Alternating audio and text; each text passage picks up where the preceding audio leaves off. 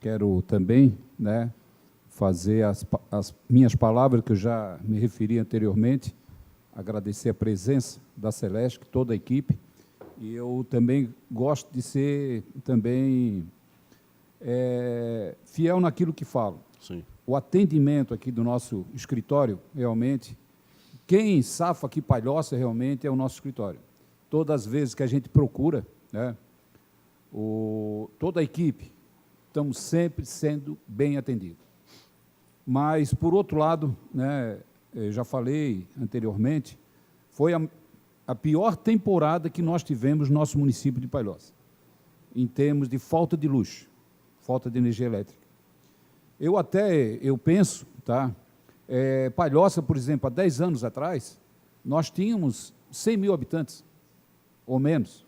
Hoje, Palhoça está com mais de 200 mil habitantes.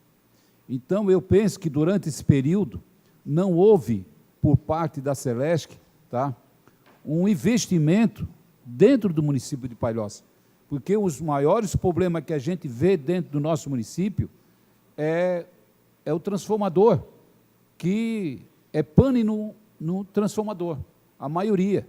E o vereador Pitanta falou muito bem, e também da fiação, né? Então, o nosso município cresceu muito e não recebeu, por parte da Celesc, um investimento para que pudesse atender a nossa comunidade de uma maneira ideal. Então, eu penso dessa forma, que não houve um investimento como deveria existir dentro do município de Palhoça. Essa é a primeira pergunta que eu lhe faço. Gostaria de fazer mais duas. A segunda, a pergunta é o seguinte: se Palhoça, né, como o senhor falou, que no Caminho Novo tem a subestação, se essa subestação de Palhoça também atende o município de Florianópolis. Porque muitos munícipes, às vezes, nos questionam na comunidade, perguntando se não está havendo, por parte da Celesc, um desligamento dentro do município de Palhoça para beneficiar Florianópolis por causa do turismo. E nós temos, sim, nós temos que ser bem claro, né, e trazer esse pensamento da própria comunidade, que às vezes, né, deixa a gente em dúvida. Deixa a gente em dúvida porque a gente não vê por meio hoje, quando falta luz em determinado local, a imprensa, de uma maneira geral, ela divulga, ó, faltou luz aqui, e a gente não viu, durante essa temporada, basicamente, faltar luz em Florianópolis. A gente viu faltar luz em Palhoça, vimos faltar luz em São José, ouvimos faltar luz em Biguaçu, mas Florianópolis, a gente não viu vamos dizer, essa queixa por parte da comunidade. A terceira, a gente, inclusive, vem reivindicando, muitas vezes, é o problema dos postes, que muitas vezes recebe uma batida, alguma coisa, e eles são substituídos por toras de eucaliptos, muitas vezes, e a gente não vê esses postes receber a manutenção. E a gente preocupa, porque a comunidade, de uma maneira geral, ela nos cobra. Pô, aquilo está um perigoso, tal, de uma hora para outra, e a gente não vê essa substituição. E, juntamente com essa pergunta, porque a gente vê, através da mídia, de uma maneira geral, as pessoas dizerem que quando tem um problema de árvores, né, de árvores tocando na rede da Celesc, se a gente fazer a comunicação, automaticamente vai um caminhão lá e faz essa poda. Eu tenho um exemplo, ali no Colégio Henrique Stefano Queires, que eu já fiz diversas vezes, tá? E até hoje não foi feita essa poda, entende? Então, gostaria até de deixar esse pedido para o amigo, tá? Perfeito. Para que a comunidade, quando fosse solicitado, principalmente através dessa Câmara de Vereadores, tivesse um atendimento melhor. Perfeito. Então, seria essas 3, 4 perguntas que eu gostaria de passar a Vossa Senhoria. Perfeito. Grato, vereador. A questão de investimento é verdade, é fato, tá? A agência, né, a região da agência regional, e aí a gente inclui o município, ele não teve todos os investimentos, e eu vou falar muito na questão de alta tensão, né, as subestações que deveria ter tido.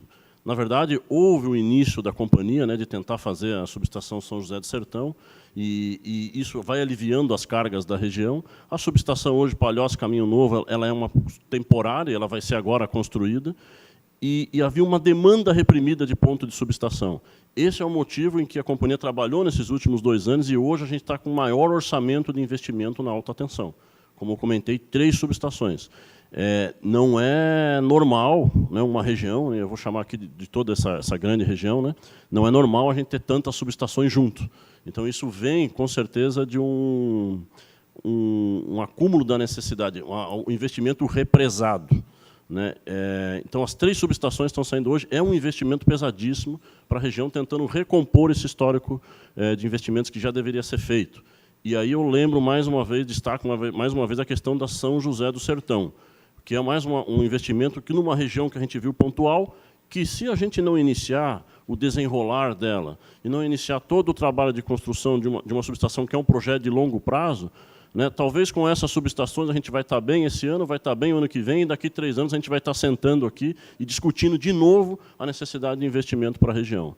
Então, houve um represamento de investimento, esse represamento hoje está acontecendo com essas 3 grandes subestações aqui na região, e a gente não deve perder de vista a necessidade da gente resolver essa questão da subestação São José do Sertão. Mais uma vez, não quero entrar no mérito do porquê ela está embargada, mas a gente precisa dar um jeito de desenrolar ela. Senão, daqui 2 a 3 anos, estaremos aqui de novo discutindo, né, a necessidade de fazer esses investimentos. A gente também trabalha hoje com a maior equipe de poda que a companhia, que a agência já teve, né, investimentos. Nós estamos com 7 equipes correndo as linhas para tentar também resolver. E isso deu um reflexo muito bom do ano passado. Nossa, que poda, a gente cortar a árvore, né, como a gente comentou, ela não é estruturante, ela é uma despesa para a companhia, porque eu invisto hoje e daqui 4, 5 meses ou daqui 1 ano o mato cresce de novo e está encostando na rede. Mas é uma das coisas que dá a solução mais pontual para nós.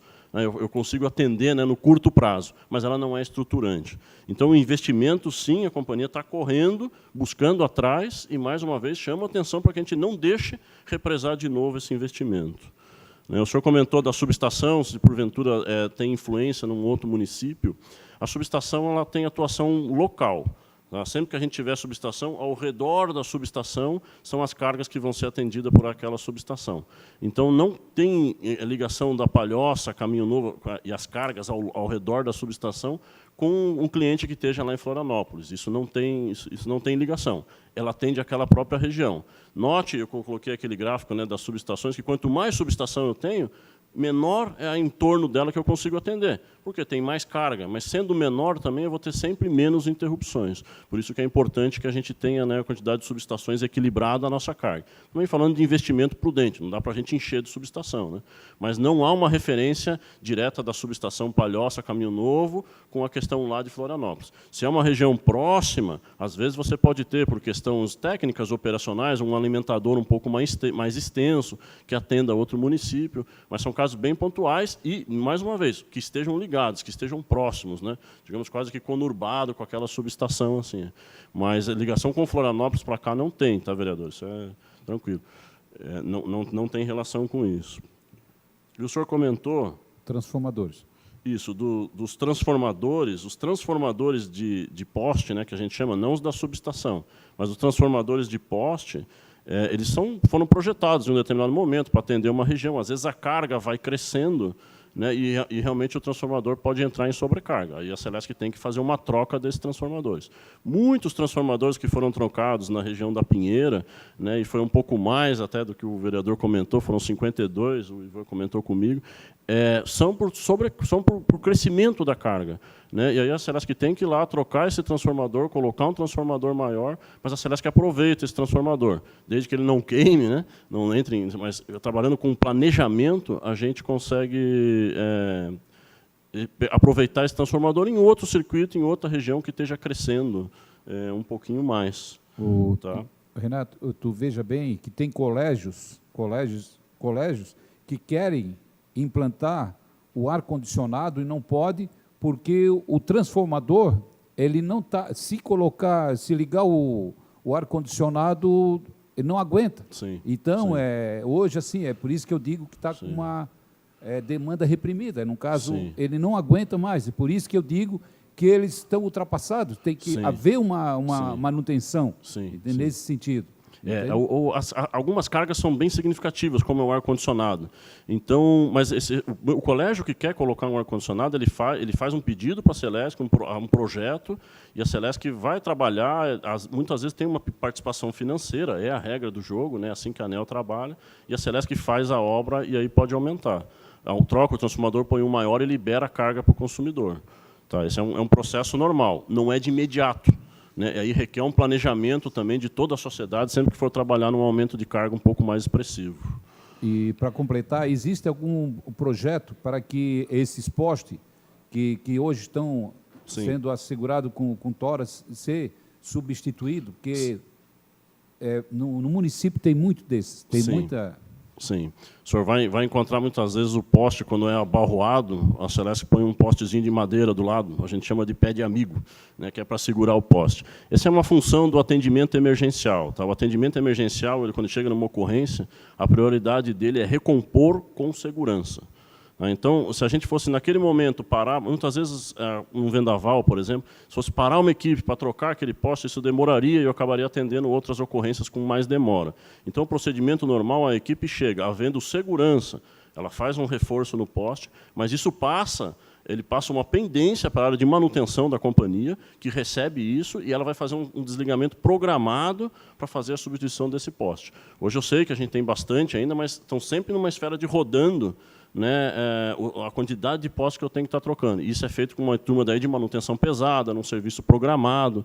Então, às vezes, é uma sobrecarga e acaba demorando para a Celesc chegar naquele local. Mas o rito dele é esse mesmo. A equipe de atendimento chega, recompõe, havendo segurança, restabelece a energia com mais celeridade e passa para a equipe de manutenção que vai trabalhar e tentar recompor esse poste. Só fechando, o senhor comentou da poda também. Toda poda, toda a informação que a gente chega de poda, a gente passa para um inspetor, que vai colocar numa fila também e tem que fazer a poda em toda referência que a gente chega. Às vezes chega de Câmara de Vereadores, às vezes chega de cliente, chega de ouvidoria e chega muito de colegas nossos também. Entra para uma fila e a companhia tem que atender.